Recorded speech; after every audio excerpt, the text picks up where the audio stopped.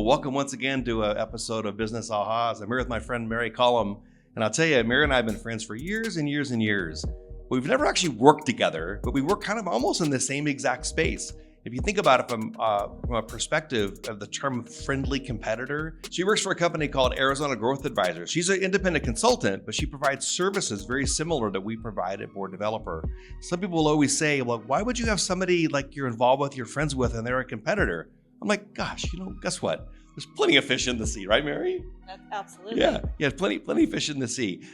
So Mary has spent a lifelong in the banking industry and now works as executive coach and leads teams through Arizona Growth Advisors. And I saw her recently at an event. I said, I'd like to have you on our podcast series for Business Ahas because she deals with so many businesses like we do. I wonder, what are those things that she's learned and excited, about that world. So with that, welcome, Mary. It's great having you. Thanks for having me, Jim. Absolutely. Appreciate it. So you're a second generation Las Vegas native. Correct. And your family built the Hoover Dam. That's right. And your uncle was like the attorney for the I was going to say grandfather. I was going to say the mob. Papa. And then my great uncle was a food and beverage director. So he's the one who probably worked with the mob to get the whole when you see the Rat Pack days, it really was the Rat Pack days. It was the 50s. Yeah. That's absolutely crazy. Yeah. Interesting. When did you move to Arizona? I moved in 1990. And that makes you almost a native. Right. Well, Tarkanian had just won. It was the Running Rebels, and we had just won the Final Four. And Las Vegas was becoming a school of interest, but I didn't want to be in hospitality. And Arizona State, of course, was not only a fun party school, it was also semi-serious at the time. I didn't realize that the hospitality program at NAU was actually very, very popular. Northern Arizona? Yes. I had heard that too recently, yes. Yeah, that was it. I heard that recently. I'm like, really? NAU? I mean, you can count the restaurants. UNLV. Oh, yes. Big time. Yes. And that, absolutely. I knew I didn't want to say, the casinos aren't what you do when you grow up there. You don't. Which is very typical. Right. If you grew up in that area, because everybody comes there for that reason, and people know Vegas because of Vegas. Right. But you're absolutely, I think that makes perfect sense to me. So I have a question for you. When you were 12, 13, 14, becoming a teenager, did you wake up one morning and say, I want to be an executive coach? Never. I mean, you obviously worked in baking for decades. Right. But this coaching of individuals and coaching for businesses, yes. I mean, that really wasn't even a word in our vocabulary when we were kids. No. And I think I know that when I was in college here at ASU, one of the things that I started to do was pay attention to, evangelistic things and the power of the secret and manifestation and visualization. And the part about that has worked for me all these years is, I was a teller. I was in banking for 2 decades, but came from the bottom of the food chain, if you will, and worked my way up to an executive. And well, maybe for the younger generation, what's a teller? What? Oh, yeah, right. Well, and right? it's interesting to watch because organizations have taught you to be so self-dependent that you don't even need the bank, really. You need your card, you need to figure out where your money is. But yeah, the teller is someone who takes cash in, writes out tickets on carbon copy paper at one point. I mean, it was a long time ago. And at the same time, I was good at it and I visualized because we also had a commercial office. I want to be a commercial lender. Like that was my first visualization. And then eventually I wanted to be the president of the bank. Wow. And that's a good admiration. Right. And so that became a goal, of course. And over the years, it was like, there's no CEO schools. There are no CEO schools in the universe. Like, back in the day, you could Google it and you'd have executive programs, but nobody taught you how to be a CEO. And there were leadership programs. Of course. Yeah, because I remember when I applied, I went to the Disney Leadership Program. Yes. On their art of customer service. Yep. And I was debating between that one and also the Ritz-Carlton put on one. Oh, I've heard of that one. Yeah, It's so amazing. back in that one, I remember I had the opportunity to meet Horst Schulze, the founder of the Ritz-Carlton. Uh-huh. And I ended up placing him actually on a board. Oh, very cool. And years and years later, but the Disney Leadership Program, if you think about it, back then, that was kind of the cultivation of how you become a really great CEO. Yes. It's about being great leaders. It is about, and that's something I've over the years finally have started to figure out. But it was one of those things like, yes, the bank sent me to an executive level program to learn how to run a bank. And when the financial crisis hit, that's when I realized I didn't want to be a bank president anymore. Oh, no. So that visualization changed, and with some coaching and some great people around me, that's when it was like probably the beginning of the end of what I knew to be the corporate America with, the bureaucracy that goes with it, and really had that freedom to be a business owner who I'd served and worked with all my life in banking. Interesting. So let's back up the train a little bit more. I'm almost 60 years old. And if you think about it, when we started kind of being around the book world or books of the world, obviously we used to deal with the Dewey Decimal System, right? Okay. Remember those days? Yes. Okay, so the books back then, if you heard the book self-help books back then, right. Those self-help books back then were self-help, how to make something. Correct. How to put something together. And today, how many self-help books are there on to help you be a better person? And have a better business. Thousands. Correct. Thousands. Yes. But it's very interesting. When's the last time you read one of them and it actually said something really novel? Yeah, it's been a while. It's been a while, Jim. I mean, the customer service is not hard. No, it's a learned skill. Yeah. And yet they're the greats out there. There's Lencioni, there's Jim Collins. Fantastic. I could go on. And there's not one book, there's not one methodology that is a quick fix for businesses. I have a question for you, though. Are they great writers or are they great speakers? Ooh. Because a lot of times, a lot of those people become very famous because of their speaking. And then their books follow because they're really good at drawing in an audience. Yeah. I'm really curious because you think about that. Like Simon Sinek's another great one. He's amazing. I mean, he was a nobody until he did that one video. Start with why. On the Apple computer versus buying the PC. Yeah, Remember? I do. I don't know. There's still some great books out there that have those leadership lessons, and I think sometimes it's the journey. Like there's one that I'm reading right now that's about the journey of happiness versus always reaching towards those goals. Interesting. A lot of times I use the term, I enjoy the journey better than the win. Yes. And it's absolutely, that's the case for me in automobiles. I enjoy the journey of finding the car almost more than ownership. Believe it or not, as silly as that may sound. I don't know. I like the rumble and the well, yeah, and I do too. But the whole find, being really excited about finding that thing that's really unique. Yep. And then the mysteriousness of the, sure. of finding something. Well, I suppose I think about that from a travel perspective. I like planning travel. Yeah. So now, obviously, you didn't think about when you were a young adult being an executive coach, essentially what you are now to businesses and to people. Right. Now that you are, what would your advice be to that 30, 20-something-year-old, male, female, doesn't matter, that says, I really would like to do that? What would your advice be? The advice is learn as much as you can and talk to as many people as possible. And, what we've learned from the coaching programs, the peer groups that we serve, the individuals who are the smartest person in the room and aren't willing to be vulnerable, aren't willing to ask for help, we'll invite them to stay back at their business and keep their head down. And so it's asking for, what's next? What can I do here? Think creatively about where you're going. There's all these factors that are coming in, AI, competition. I mean, there's so many things that can affect businesses these days. Mm-hmm. And if you're not staying relevant and being part of, it doesn't have to be a peer group, but you should have some sort of an advisory board, right? You should have some sort of call it a board of directors, have it be a supper club, right? Where you're having Whatever those you wanna call intelligent, it. whatever you want to call Sure. it, where you're having these intelligent conversations and really thinking about personal and professional growth. So the question then is going to say, well, how do I do that? And our answer is pretty simple. It's you ask. Correct. And here's what's interesting, and I learned this over the course of the years. If you call up somebody or reach out to somebody and you say, I need to get your advice. I would like to get your advice. Mhm. Has anybody ever told no?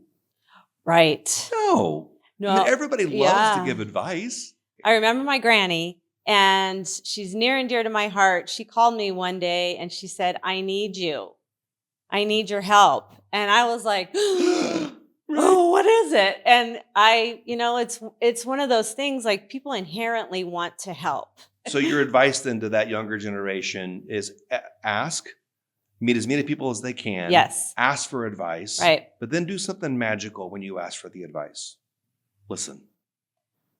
Listen, actively listen. Correct. Yes. Don't be a competitive communicator. For sure. Yes. Because so many people, especially with type personalities like you and I have, Yep. be very easy for us to go, "Wah!"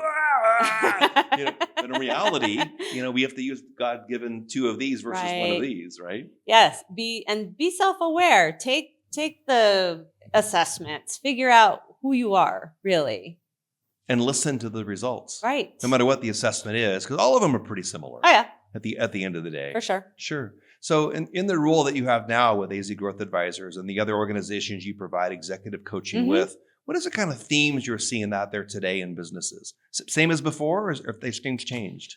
Things have changed, especially from a talent perspective. What we're hearing, I mean, a couple of years ago, it was hard to find talent, period. And now I'm hearing that the college grads are really struggling. And what they're struggling with is AI. And not because there's not enough of it, because there's plenty out there to help them plan their interviews, get their core values aligned with the organizations, all the crazy things that go along with that. Where the lack is the critical thinking. Why? Right. Yeah. It's that. I mean, why are they lacking critical thinking? Well, I don't want to blame anything or anyone, but there is this thing that was called COVID that kept us in for a couple of years. Wow. And you think that might have been the culprit? I don't know. Maybe that's some of it. This thing called COVID. Yes. Yeah. But then the other part of it, think about it from your... Well, COVID created remote working. Yes, for permanently. Sure. Right. So from a relationship standpoint, there are those agoraphobes out there, and whether they realize it or not, they don't want to leave the house. Well, let me go on the record. COVID didn't agoraphobes, excuse me. Yeah, but let me the record. COVID didn't create remote working. COVID solidified remote working and a non working from home environment. Absolutely right. And while it's okay on a regular basis, it's also okay, and it's necessary to have those eyeball to eyeball, shaking hands, just conversations next to the coffee machine or the water cooler, as they would call it. And not the Xerox machine, the copy machine. Yeah. Right. As I give you a Kleenex. Totally. Right. Yeah.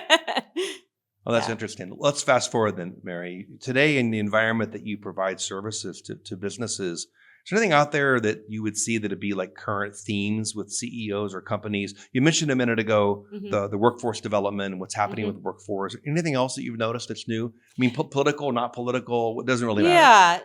Yeah. What I think is inspiring from my perspective. So being in banking and working with bankable companies, I saw a lot of successful business owners. The one lesson that I learned from that is the business owners who are the most successful are the ones who know their numbers. And that, on balance, that is a true testament it's my litmus test, if you will. Okay. The business owners, the ones that know their numbers the best, become the best business owners. They have the most successful businesses. Yes. That's pretty profound. That's not a common statement. We understand that Right. in our industry. Like But inherently, sure. Sure. You don't have to be the best person in what you do. No. You need to be a really good at what you do, but keep really good track of what you do financially. Yes. Makes sense. And as a banking background, I'm sure Right. that helps. Right. So going to now, there are companies that are successful in spite of themselves. And there are, I will say there are all these general contractors, and while they are not hugely educated, their workforce is not incredibly educated, they are building up their employees and they are investing in them. As they should. As they should, but you don't necessarily think about that. So I'm inspired, and there's a trend there for the better businesses out there in Arizona. So, Mary, let's shift gears a little bit Okay. here. So you've gone through this entire transformation and career from banking and then to executive coaching, both of individuals into businesses. Yeah. I'm curious on this journey, where did you have your aha moment and what was it? Right. So I was blessed enough to meet some wonderful people in the financial crisis that led me to this other journey, if you will. And I also had some wonderful clients who I didn't realize it, but they were also my mentors. And I can think of one in particular. All too often, we don't realize who are our mentors until after they're our mentors. Well, and hindsight is a blessing. Yes. It's feedback. It's a gift. Yes. And yeah, so the mentor who I'm thinking of, the aha moment was, I'm thinking about going in this direction and being on my own as an entrepreneur. And I always, in my gut, I always felt it was going to be okay. And, not everybody has that comfort level. I mean, there's backup plan upon backup plan upon as far as what I could have done if it didn't work out. And so I just have that sort of mindset. But the aha moment happened when I was talking with my mentor, and I said, I'm thinking about being on my own, being an entrepreneur, being a business consultant or coach. And he said, Mary, you have always been a consultant. He goes, think about the couple of decades that you've been in banking and you have been helping people. Now you're just translating it into the world in which you're going to be living in. And then that aha moment, then, if I may, translated into the last 8 years where, I worked at two enterprise level banks, right? And so the size of the companies gave you all this training. And so the other aha moment is that small companies, they don't know what they don't know. True. And all that training you received, you look back now and how happy you were that it actually happened. But when you were living it, how much you hated it. I know. Right? Yes. But I might argue with you, though. I think your aha moment is when your mentor said those exact words to you. That aha moment, that one switch. Right. He said, Mary, you've always been coaching. Yep. When you were in the banking industry, how many families and organizations and businesses did you coach? That's right. So was that, when he probably said that to you, you're probably like, oh my gosh. It was. That was, you're absolutely right. That's what I have been doing. Duh. But maybe the fear, though, of hanging your own shield versus being under an organization. Always. There's that comfort level of the paycheck every 2 weeks. Yeah. Sure. Which makes things very different. Yes. Interesting. So it's you realizing as a woman that I can do this. Damn straight. 9 years ago? Yeah. 9 years 2016. ago. Yeah, Uh-huh. I can do this. Yep. I'm going to do this. Yeah. And I'm going to kick ass at it. That's right. And it's making a decision. So question then, Yes. as a 40-year-old woman who is in corporate America Right. and decides that she wants to leave corporate America Yeah. where she's always worked for the man. Right. Sorry. The mothership. Yeah. What's your advice? I'd say Come on. network as much as possible. Find someone out there who you can bounce ideas off of. take those risks. Take the risks. Have your runway of savings how much of a runway? At least 6 months. Okay. And then pull the trigger? Have a plan. Have a plan. Right? Sure. But pull the trigger. Do it. Just do it. I know what you're going to Just say. do it. Yeah. Yeah. Don't hesitate. Once you leap, you're going to wish you leaped a year prior. Well, that same mentor told me this story, and I don't have it dialed in, so I'm not going to totally repeat it, but it has to do with golden handcuffs. Yes. And large organizations do it all the time. And so as they should. I mean, if you're an exit employee and you're wonderful, I'm going to do my best to make sure that you can't leave because of your golden handcuffs. And if you have that desire to be a free thinker and an entrepreneur and help others in some way, shape, or form, go do it. It makes all the world of difference. So and I hate kind of going back to this again, but I'm going to. The 40-year-old woman who had a career doing X, and that career doing X, she really believes that she could do something on her own. Mm-hmm. You said, do your research, network, have a plan, have a 6-month runway, and pull the trigger. Okay, much easier said than done. Super simple. I should write a book on that. Yeah. I'm sure, you know what? I'm sure there's plenty of them out there. Yeah. But if you think about it, literally it's a step-by-step process. Right. And done the right way. But here's what I would say is, and I think this is probably fair when I make the comment in general, I make this comment a lot. Women are better board members than men. Mm. Women ask questions because they want to know the answer to the question. Right. Men ask questions at times. And there's anomalies. There's some ego in there, maybe. They hear themselves speak. Yes. To show how smart they are. Yeah. And so I think what the comment I'm going to make now isn't meant to be derogatory toward women. But if you have these 5 steps to decide you want to be an entrepreneur, don't overthink it.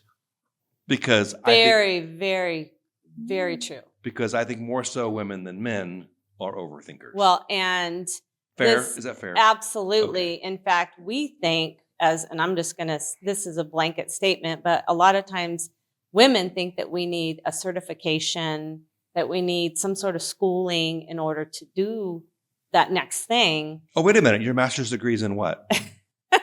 Business administration. Right. And in banking. From the University of Phoenix. But you don't need these letters, right? Right. No. Yeah. Yeah, exactly. And so, but do you need another certification to go into business by yourself? No. But have a plan. Definitely have a plan, and then I would also say have a backup plan as far as like backup in case none of this works out. And that also, I think, really good advice that you gave a minute ago too. You don't need those letters after your name to be great at what you do. Right. And don't have to be the best. Right. Just be great. Just do it. Yeah. And work hard at it. I'm a big believer of learn as much as you can from it, because if you know a little bit about a lot of things, that's okay. But if you can focus, it makes it you're in that niche, and the riches are in the niches. Yeah, that's a good point. My boss said to me one time, he goes, Jimmy, I'd rather be lucky than smart. Right. I'm not very smart. I'm like, yeah. You're smart. Yeah. I'd rather be lucky than smart. I mean, you can be smart enough to put yourself in the right situation. Yeah. Hence, meeting people and networking. You've got to get yourself out there. You have to go out there. You have to get on your feet, put your big girl pants on, your big boy pants on, and get up and go and meet people and be in places. Or you don't make friendships, and I'll be frank, like ours. Yeah. I mean, we're friends. Right. I've never given you business. You never given me business. Right. We don't ask for that from one another. But we know who one another is. But we know each other, and we've been professional friends for a long time. Yep. Yes. Which is interesting, and people say, well, how did that happen? It just does. Right. It's not. Yeah. That's true. It's not like you make a plan for that. You go and say, I'm going to go collect 15 new cards and make 15 new friends. Yeah. But you also remind me of a person that there's a lot more than being a mile wide and an inch deep. In my opinion, you're more of a person that's an inch wide and a mile deep. Mm-hmm. When you get to know somebody, you know them. Right. And you get to know them. And that's intentional. And you care. Right. It's intentional. Interesting. So the aha moment for you was when later to learn him being your mentor, said to you, Mary, you've always been a coach. Always. So you think it was in your blood? Oh, well, for sure now. But even back then? Yeah. I'm thinking over the years, leading people. I'm comfortable on a one-on-one basis calling people out for not huge things, but maybe it's speaking, maybe it's just a tweak that they can work on.